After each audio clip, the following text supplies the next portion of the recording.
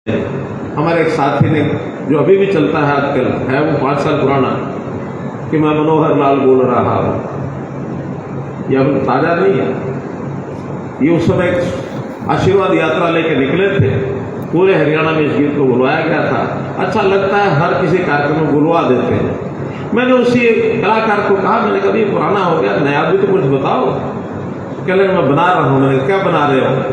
कि मैं बना रहा हूँ मनोहर नहीं बोलेगा, मनोहर का काम बोलेगा। मैंने कहा बेशक बना दे। काम गिनाने का काम बाकी सब करते हैं। हम तो जब काम करते हैं जो मान के करते हैं कि अपना समाज, अपना परिवार, इसकी सेवा के लिए करते हैं। जैसे घर में उदाहरण के लिए अगर माँ बीमार हो जाए, कोई बेटा माँ की सेवा अस्पताल में या घर में रह के करे, माँ ठीक हो जाए, तो कोई बेटा बाहर जाकर के ढंडोरा पीटना शुरू करे कि मैंने 7 दिन तक अपनी माँ की सेवा की, मैंने दिन रात एक किया। वो बेटा माँ का सच्चा बेटा होगा? क्यों? वो माँ का सच्चा बेटा नहीं होगा, वो दिखावा करेगा।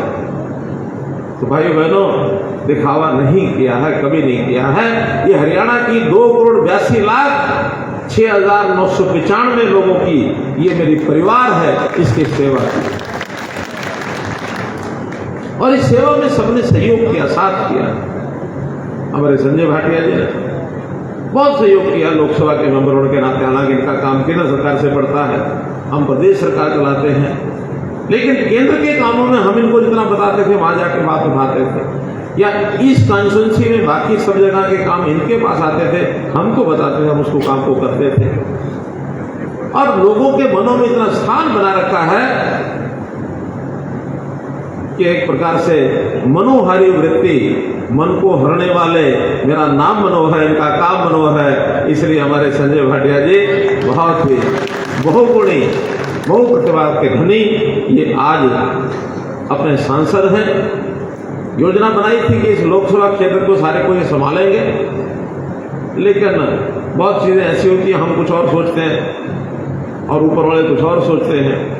अब नजरें तो जो हीरा होता है उसके ऊपर सबकी पड़ जाती हैं, तो ऊपर वालों की नजर पड़ी और बोले संजय भाटिया जी, हम आपको उत्तर प्रदेश का प्रभारी बनाएंगे। और आज उस लोकसभा क्षेत्र का भी प्रभारी बनने का इनको अवसर मिला है जहां प्रधानमंत्री जी स्वयं लड़ रहे हैं।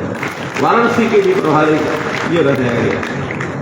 पहले तो मुझे थोड़ा संकोच था, मेरी सीट को छोड़ करके जाना, वहां क्यों जाएंगे? लेकिन जब लगा कि नहीं, प्रधानमंत्री जी ने भी चाहा है कि ये उस लोकसभा सीट के प्रभारी ये रहेंगे, तो हमें भी आखिर उनकी इच्छा के सामने तो नतमस्तक होना ही था। इसलिए अगर वहां भी जाएंगे, अच्छा काम करेंगे और वहां से कुछ समय बचाकर यहाँ कर पाएंगे, बहुत अच्छा। नहीं तो एक कॉल के माध्यम से, टेलीफोन के माध्यम से हमारे से संपर्क रखेंगे। इसलिए संजय भाई चिंता मत करो, संभाल लेंगे। हमने आज विदाई कर दी है।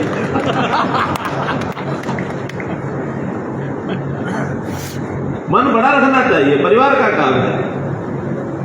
सब लोग हमारे हरिंदर कल्याण जी प्रभारी हैं, जिलाध्यक्ष हमारे योगेंद्र चौहान जी, योगेंद्र राणा जी, ऐसे ही पानीपत के जिलाध्यक्ष दुष्यंत भट्ट जी, अपनी पूरी टीम, बहुत से लोग यहाँ बैठे हैं, उनमें यानी कुल मिलाकर के यहाँ के प्रभारी हैं भारत भूषण जी, यमुनानगर से चल के आते हैं, एक एक बात को संभालते हैं, सब कार्यकर्ताओं को दिशा देते हैं। प्रभारी सामान्यतः बाहर दूसरे जिलों के होते हैं, तो इसलिए इनका भी योगदान हमको मिला है।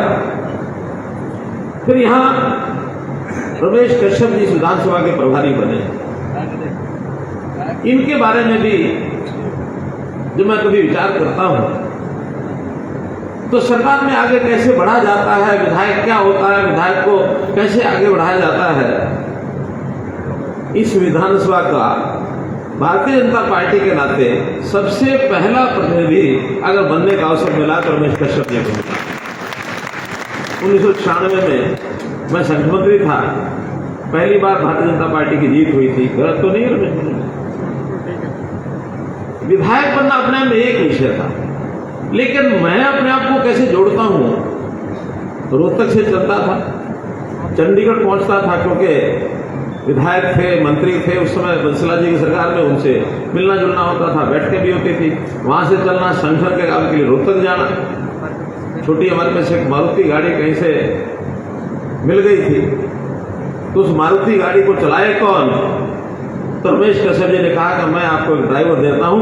रमेश नाम का एक, राजकुमार नाम का एक ड्राइवर कैमला से जी, कैमला से आज भी मिला मुझे। हाँ जी। यानी मेरी ड्राइविंग सीट पर बैठने वाला व्यक्ति वो घरोंडा विधानसभा का, कितना बड़ा योगदान। और जब कभी आना जाना, सरकारी रेस्ट हाउस क्या होता है, सबसे पहले घरोंडा रेस्ट हाउस की सेवाएं में लेता था, और वो भी रमेश कश्यप जी के कारण से। क्यों, हमको कौन देता था कमरा? रमेश कश्यप जी कहते थे कि हाँ कमरा हमने बुक करा दिया, वहां जाके बैठो, वहां कुछ काम करना है, कुछ छोटी बड़ी बैठक करनी है, भोजन करना है, कभी कभी रात को सोना। तो घरोंडा, और घरोंडा में जब फिर हम घूमने निकलते थे तो एक ग्राम समुच्चय, एक समूह, आनंद आता था जब उनको मैं सबके नाम याद करता हूं आज भी। फिर वो कैमला हो, कालरम हो, कौंड हो, कोटेल हो, कैरवाली हो, सब कैसे शुरू होते थे, ये सारे यही है। ये उस समय करते हुए गाँव होता है। काम करने का अवसर आदमी कब कहां से कैसे सीखता है। जैसे मैंने बताया, मैं पूरे जीवन पर ध्यान करता हूं तो कुछ घटनाएं याद आ जाती हैं। तो इस प्रकार से इस घरोंडा का महत्व, घरोंडा बाजार में भी हमारे कितने ही भारतीय जनता पार्टी में आने के बाद, ऐसे तो मैं संघ के नाते पहले शाखाओं में भी जाता था। इस घरोंडा क्षेत्र के अंदर बहुत संघ की शाखाएं उस समय थी। गुलशन जी थे, स्कूल चलाते थे, क्या कौन सा गांव? प्रोफेसर ओंकार सिंह जी थे, चौरा गांव।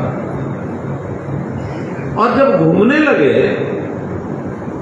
तो मुझे एक ऐसे शख्स भी मिले कि जब लोग उनको मिलते थे, मुझे मिलते थे, चकरा जाते थे, सोचते थे ये मनोहर लाल आ गया, और मैं पहुंचता था तो लोग कहते हैं मदन लाल आ गया। मदन लाल जी सामने लोग हमको हम शक्ल भाई मान करके, और कई बार तो फोटो छाप देते थे। ऐसे ही कल हमें पानीपत में मिले चरणजीत जी। तो ऐसी कई याद, जिसको कहना चाहिए यादें जुड़ जाती हैं।